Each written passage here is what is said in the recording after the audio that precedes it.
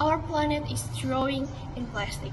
Every year, millions of tons of plastic waste end up in landfills, rivers, and oceans, with devastating consequences for ecosystem and human health. What was once held a scientific marvel has become a global crisis, threatening the very fabric of our planet. Plastic, a versatile and cheap material, has revolutionized many industries, but its widespread use has come at a significant cost. The problem lies in the mismanagement of plastic waste. When plastic is not recycled, incinerated, or properly disposed of in salt landfills, it becomes an environmental pollutant.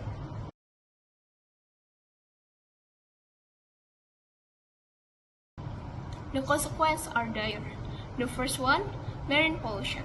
Plastic waste is accumulating in our oceans, harming marine life, disrupting ecosystems, and contaminating food chains.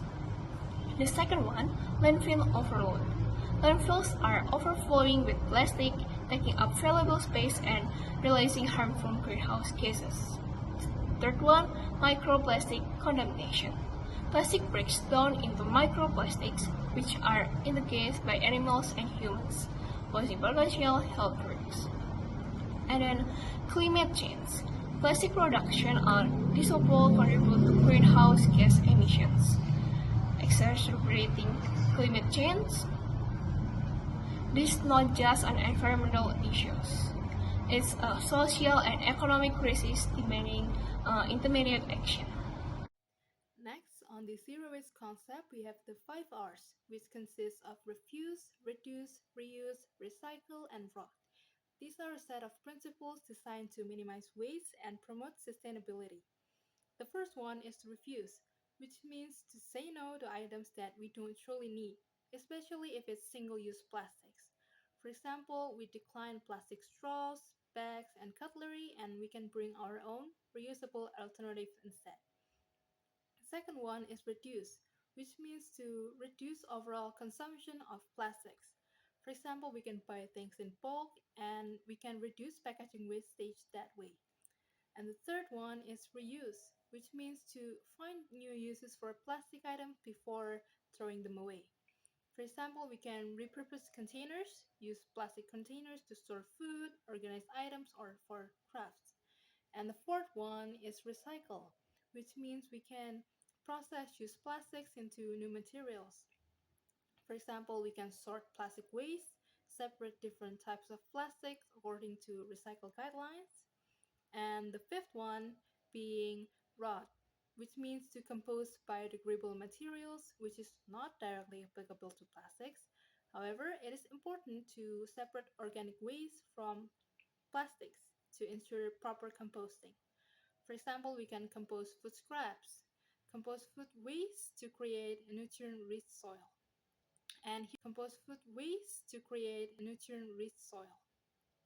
here are a few things that we can use on our day-to-day life to help being a zero waste individuals.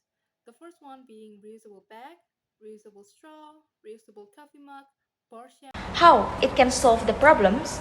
So by implementing this solution, we can first reduce the amount of plastic entering the environment.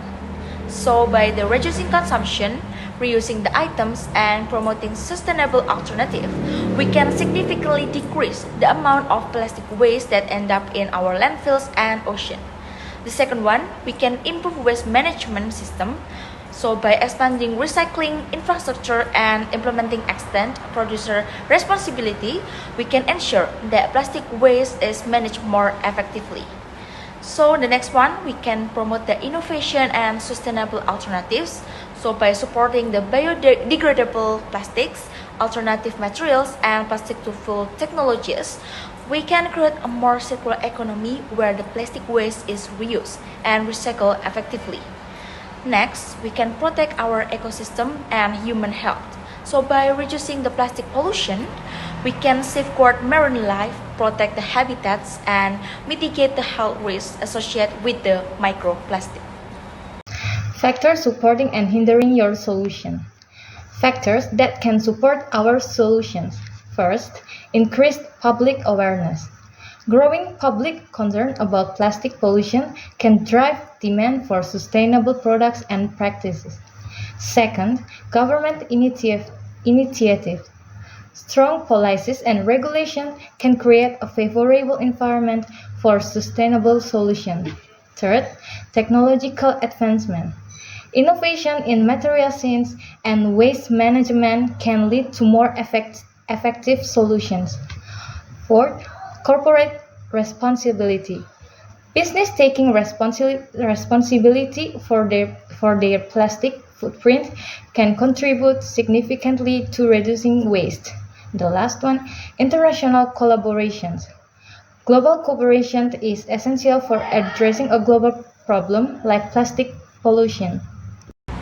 There are 5 factors that can hinder our solution. The first one is lack of awareness. A lack of understanding about the impact of plastic waste can hinder individual and collective action. The second is resistance to change. It's like people may resist adopting new habits or supporting policy change. The third is inadequate infrastructure, as limited recycling facilities and inefficient waste management system can pose challenges. The fourth is economic factors. The cost of implementing sustainable solutions can be a barrier for some businesses and individuals. And the last one is lack of political will. Insufficient government support and funding can hinder progress on plastic waste reduction. By recognizing these factors and actively working to overcome them, we can increase the effectiveness of our solution and create a more sustainable future for our planet.